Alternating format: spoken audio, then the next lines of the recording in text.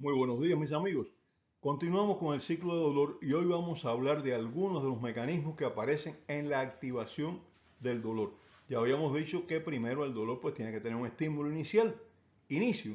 Y entonces vamos a hablar de los factores que intervienen en el inicio del dolor.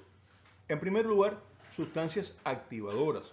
Los receptores de dolor no se activan directamente por la lesión que se produce, se activan porque esta lesión va a dañar tejidos alrededor del receptor y se liberan sustancias que actúan sobre estos receptores en el sitio donde están localizados. Estas sustancias se liberan cuando uno de los agentes que causa dolor, como trauma, calor, frío excesivo, quemadura, sustancias químicas, presión, etc., actúan sobre las células del sitio lesionado. Ya nosotros hablamos en el ciclo de inmunidad de cómo las células lesionadas liberan una serie de sustancias y hablamos también algo de que algunas de estas sustancias pueden producir dolor. Bueno, pues eso es lo que pasa. Las células lesionadas se comienza a defender, libera citocinas, recuerdan la palabra, y entonces estas citocinas actúan sobre las nociceptores o nocireceptores, receptores del dolor, receptores del daño, y estos receptores estimulados entonces van a activarse y van a iniciar la señal dolorosa. Algunas de estas sustancias, bueno, incluyen las prostaglandinas, el factor de necrosis tumoral alfa, otros son moléculas características del sistema nervioso, no son citocinas, que son liberadas por las terminaciones nerviosas y actúan en mecanismo de transmisión. En estas está la llamada sustancia P, que actúa no solo en el inicio de la señal dolorosa, sino también en la modulación y la transmisión del dolor. La genética. La genética es un elemento muy importante en el dolor crónico. Estos mecanismos actúan influyendo en las diferencias de sensibilidad en diferentes personas. No es que la genética cause el dolor, siempre es necesario que se produzca dolor por algunos mecanismos comunes, que se inicie por otra causa, pero la genética actúa en la sensibilidad individual a ese dolor, en dos aspectos importantes, en la modulación y en la percepción del dolor. Hablamos ya de modulación, hablamos de percepción, solo lo mencionamos. Se hereda una forma de modular el dolor que hace a la persona más sensible o más resistente a los estímulos dolorosos. Ustedes verán personas que en su familia hay varios que son personas con sensibilidad aumentada al dolor o personas que soportan mejor el dolor.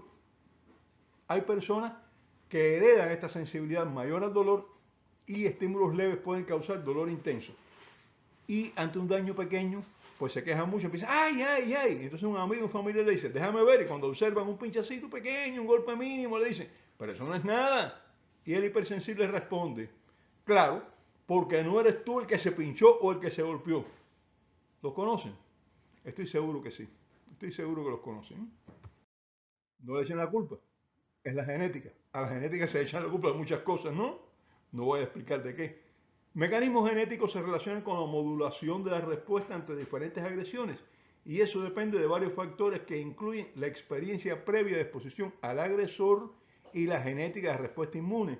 Si ya usted ha sufrido quemaduras, por ejemplo, pues existe una serie de modulaciones dadas por haber sentido quemaduras anteriormente y entonces responde de una forma diferente.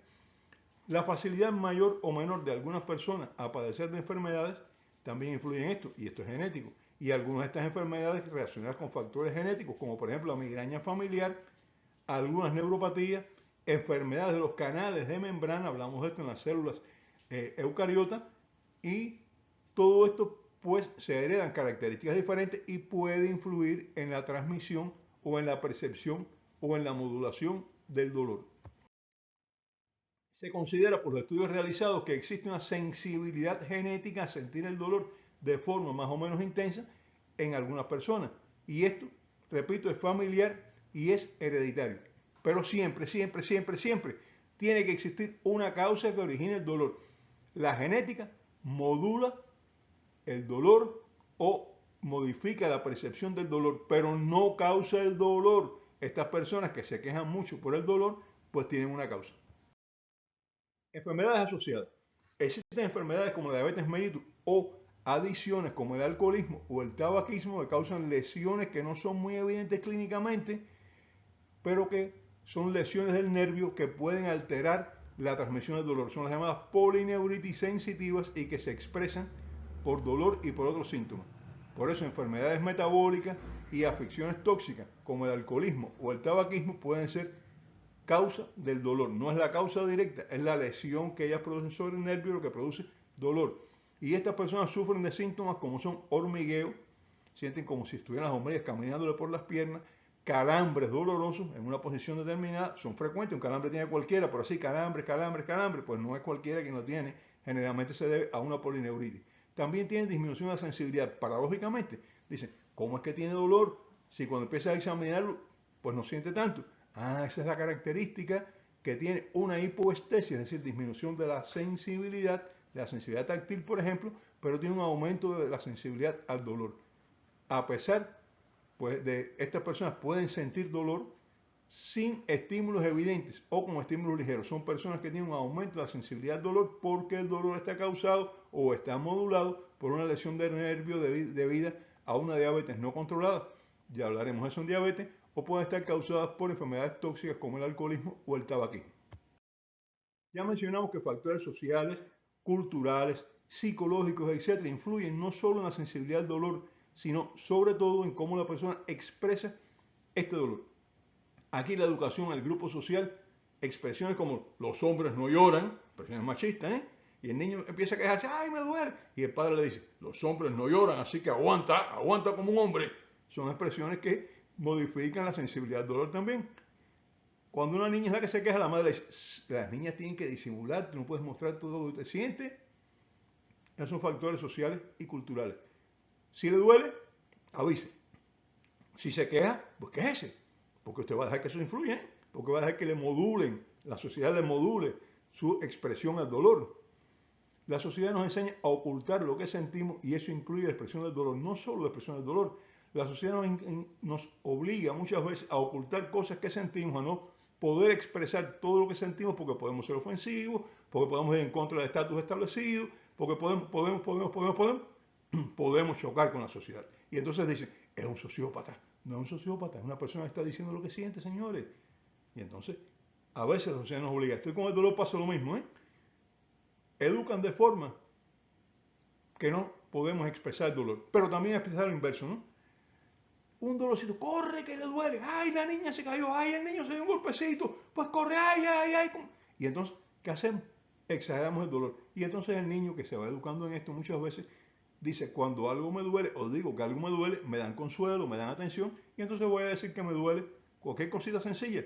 ¿Para qué? Para buscar un poco más de atención. También eso existe, ¿eh? Es la modulación social del dolor.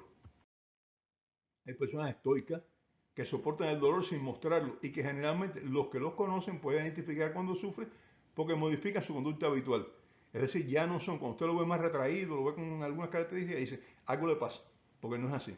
Los pacientes con dolores crónicos son ejemplos de cómo algunos disimulan su dolor y otros lo exageran. Por ejemplo, los migrañosos. Siempre he dicho que hay dos tipos de migrañosos. Tengo una forma más vulgar de expresarlo, pero no lo voy a utilizar. Y la voy a utilizar la más adecuada que dice, hay migrañosos que viven para su migraña, y hay otros migrañosos que aprenden a vivir con su migraña. Ya repito, hay una forma más vulgar que yo lo expreso en un círculo más cerrado, pero no la voy a decir aquí. Migrañosos que viven con su migraña, aprenden a vivir con su migraña, y migrañosos que viven para su migraña. Y pasa con todos los dolores crónicos. Hay dos situaciones relacionadas con el dolor que es necesario tener en cuenta. La primera, la expresión somática de problemas psíquicos. Por ejemplo, una persona con un problema social o un problema personal en casa, un problema personal en el trabajo, insatisfacciones, capacidad de enfrentamiento inapropiada de determinadas situaciones, estrés, etc. Pueden somatizar estas situaciones.